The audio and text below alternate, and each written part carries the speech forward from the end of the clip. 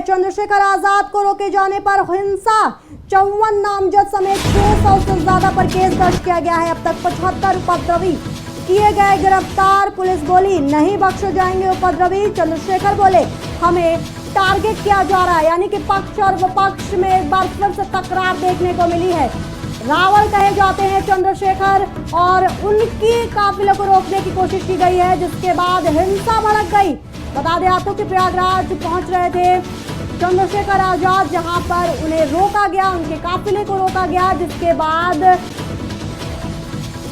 तमाम लोगों ने उनके जो समर्थक हैं उन्होंने हिंसा भड़काई और इस पूरे मामले में अब 54 लोगों के ऊपर नामजद FIR दर्ज की गई है। इस वक्त की बड़ी खबर, रावण कहे जाने वाले चंद्रशेखर आजाद का काफिला रोका गया, जिसके बाद उनके समर्थकों ने हिंसा भड़काने की कोशिश की है।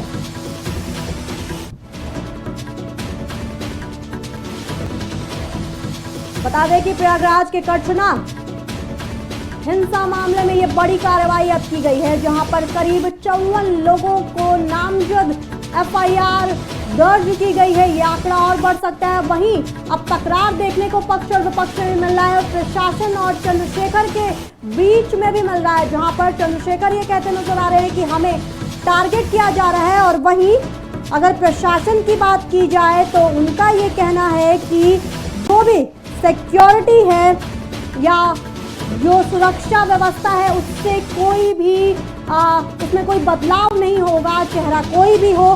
साथ ही ये भी कहा गया कि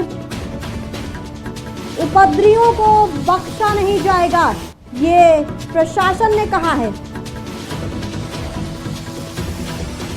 इस वक्त की बड़ी खबर बता रहे हैं आपको, चंद्रशेखर आजाद का काफिला रोकने पर बवाल मच गया है। पक्ष और विपक्ष एक सामने आ चुके हैं। बता दें कि काफिला रोकने के बाद चंद्रशेखर आजाद के समर्थकों ने हिंसा भड़काई और इस पूरे मामले में अब कार्रवाई हो चुकी है, क्योंकि 54 से ज्यादा लोग नामजद FIR उनके ऊपर हुआ है। पुलिस प्रशासन का जो स्टांस है वो क्लियर है। वो ये कह रहे हैं कि सुरक्षा में किसी भी तरीके की लापरवाही नहीं बरती जाएगी। जो उपद्रवी हैं उनको उनके जो कृत्य है उसका खामियाजा भुगतना ही पड़ेगा, किसी भी उपद्रवी को नहीं छोड़ेंगे। तो वहीं अगर बात करें चंद्रशेखर आजाद की, तो उनका ये कहना है कि उन्हें टारगेट किया गया है कटछना में। ज्यादा जानकारी के लिए हमारे संवाददाता नंदलाल गुप्ता हमारे साथ मौजूद हैं। नंदलाल, अपने आप में ही अब इस वक्त अगर देखें तो चंद्रशेखर वर्सेस प्रशासन की यह लड़ाई हो चुकी है। बिल्कुल, सबसे पहले बात किया जाए जिस प्रकार से चंद्रशेखर आजाद रावण के आने के बाद वहां पे कार्यकर्ताओं का उग्र हुआ था, विरोध प्रदर्शन हुआ था और सरकारी गाड़ियों सहित प्राइवेट वाहनों के साथ तोड़फोड़ हुआ था। तो इस कंडीशन में पुलिस ने कई हजारों की संख्या में अज्ञात लोगों के खिलाफ मुकदमा लिखा था। वहीं पर कुछ लोगों को चिन्हित कर लिया गया है और पुलिस बारी बारी से गिरफ्तार कर रही है और सभी देकर ऐसे चिन्हित लोगों को जेल भेजने का काम कर रही है। लेकिन देखा जाए तो जिस प्रकार से प्रयागराज में पहुंचने के बाद इनके समर्थक और समर्थकों के ऊपर यह तोड़फोड़ का आरोप लगा था, वहीं चंद्रशेखर आजाद ने एक वीडियो जारी करते हुए स्पष्ट तौर पर कहा है कि ये आजाद समाज पार्टी के कार्यकर्ता नहीं थे, ये उपद्रवी थे और मेरे साथ ये मेरे साथ एक साजिश है और साजिश के तहत आजाद समाज पार्टी यानी आजाद समाज कांशीराम पार्टी के राष्ट्रीय अध्यक्ष चंद्रशेखर आजाद और नगीना के सांसद को फंसाने का प्रयास किया जा रहा है।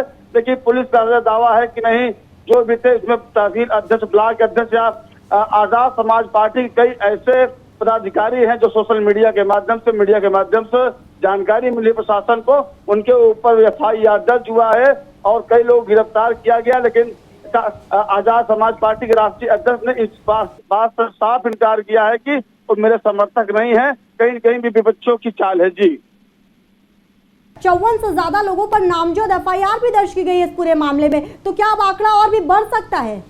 क्योंकि प्रशासन का स्टांस तो क्लियर नजर आ रहा है कि उपद्रवियों को बख्शा नहीं जाएगा। देखिए, एक जान यशस्वी, ये इसमें 54 नहीं, अभी तो इसमें जो 54 लोग नामजद हैं, 604 पर केस दर्ज है, 75 लोग गिरफ्तारी हो चुकी है। लेकिन 7 बाइक की नुकसान हुई थी, वहीं 33 बाइक ऐसे अभी हैं जो लावारिस हालात में हैं। और सबसे बड़ी बात यह है कि सबसे की खुफिया इकाई को भनक तक नहीं लग पाई, जो कि देखा जाए तो एलआईयू की टीम या खुफिया टीम हर तहसील हर ब्लॉक में होती है, लेकिन इतनी बड़ी घटना को अंजाम दिया गया। स्थानीय पुलिस इस पे कुंभकर्णी निद्रा में मस्त रही, लेकिन देखा जाए तो भीम आर्मी के तहसील संस्थापक और उपाध्यक्ष उसमें एक प्रदीप करके नाम आया है, मेजा का रहने वाला है। कहीं न कहीं देखा जाए पुलिस का दावा है कि वीडियो और सीसीटीवी फुटेज के आधार पर उपद्रवियों की पहचान की जा रही है। और वहीं पर देखा जाए तो इस बवाल में 52 नामजद आरोपी कोर्ट की अनुमति से जेल भेज दिए गए, जो 23 अन्य आरोपी गिरफ्तार किए गए थे और उनको आज पेश किया जाएगा। लेकिन सबसे बड़ी बात है सच की, जब कोई कार्यकर्ता पार्टी की झंडा लेकर के नेता के आने के लिए या उनके साथ में जीने मरने तैयार होता है, लेकिन उसके बाद जब कोई छिटपुट घटनाएं होती हैं या बवाल होता है तो साफ तौर पर नेता यह कहते हुए नजर आते हैं कि मेरे पार्टी का ये पदाधिकारी या कार्यकर्ता नहीं है। तो क्या इसके पहले चाहे संजय निषाद की राजनीति रही हो, चाहे अनुप्रिया पटेल सोनेलाल की राजनीति रही हो, या तो इटावा का प्रकरण रहा हो, और वही हाल आज पुनः हुआ है, तो क्या कार्यकर्ताओं को भी इस पर मंथन करना चाहिए कि नेताओं के लिए जो अपना खून और पसीना बहाते हैं। अब सोचने वाली बात है कि कितने बालिग और कितने नाबालिग हैं, कितने छात्र हैं जिनकी भविष्य खतरे में है।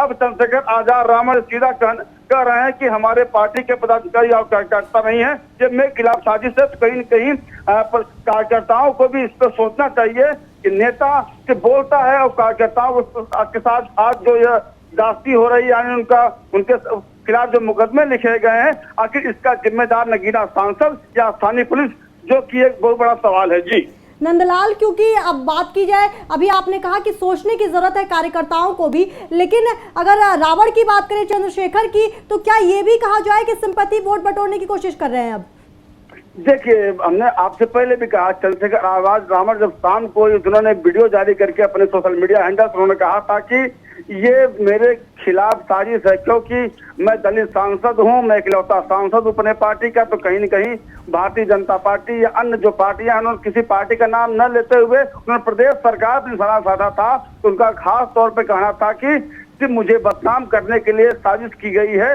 जो भी पदाधिकारी और कार्यकर्ता थे मेरे साथ में थे, जब मुझे नजरबंद किया गया था प्रयागराज गेस्ट हाउस में, तो वहां पर थे।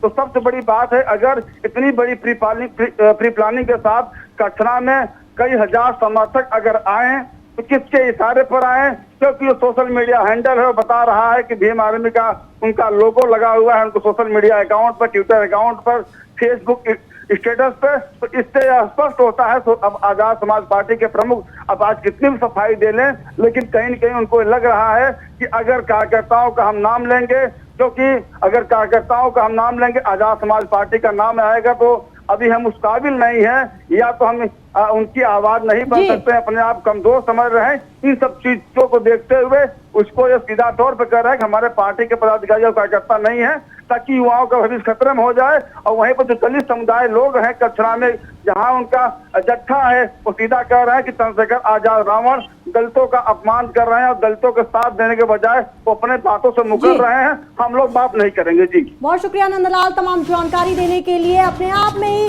रावण कहा जाता है चंद्रशेखर को, लेकिन सवाल ये भी उठ रहे हैं कि आखिर किसके इशारे पर हजारों कार्यकर्ता प्रयागराज के कटघरा में पहुंचे, और जो 600 से ज्यादा लोगों पर एफआईआर दर्ज की गई है, 54 लोगों पर जो नामजद एफआईआर दर्ज की गई है, और ये आंकड़ा और बढ़ सकता है। तो अब इसका जिम्मेदार कौन होगा? क्योंकि कार्यकर्ताओं को इस पर भड़काने की कोशिश कहा जा रहा है कि रावण ने, यानी कि चंद्रशेखर ने की है।